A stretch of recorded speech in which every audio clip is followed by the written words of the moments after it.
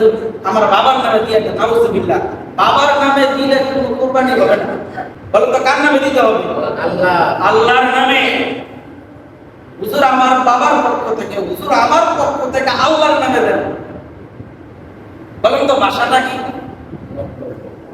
আমাদের পক্ষ থেকে আল্লাহর নামে। কেউ যদি বলে হুজুর আমার নামে কুরবানি দেন, এই গোশত তো হারাম, হারাম যতজন খাবে ততজনের জন্য হারাম। আমরা যতজনে এত বছর কুরবানি দিয়েছি, নামের লিস্টটা ধরিয়ে দিয়েছে 7 জন। আগে ছিল, এখন বর্তমানে নাই আমাদের দেশে নামের লিস্ট। এই 7 জনের নামে দেন। 7 জনের নামে দিব কেন? কিন্তু দিব আমার নামে, আমাদের পক্ষ থেকে। এটা কিন্তু শিরক করবেন। শুনেন, মাসআলা যেটা আপনাদের বিবেক দিয়ে চিন্তা করেন। যদি আমি আমার বাবার পক্ষ থেকে, আল্লাহ তাআলা বলতেছে ইন্নামা হারামা আলাইকুম মাইতাতা ওয়াদামা ওয়া লাহমাল খিনজির ওয়া মা উহিল্লা বিহি লিগাইরিল্লাহ।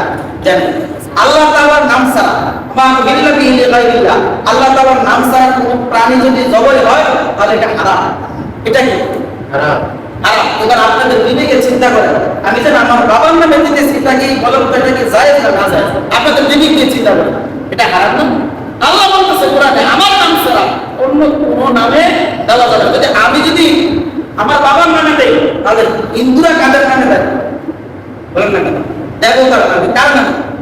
দেবতার নামে দেন। তাহলে হিন্দুদের মাঝে আমাদের কথা মাঝে বাতিল করবো, এই একটা বিষয়। ইনশাআল্লাহ মনে থাকবে তো ইনশাআল্লাহ। তাহলে আমাদের পক্ষ থেকে আল্লাহর নামে কি বলেন তো ভাই? আমাদের পক্ষ থেকে আল্লাহ, ইনশাআল্লাহ মনে থাকবে।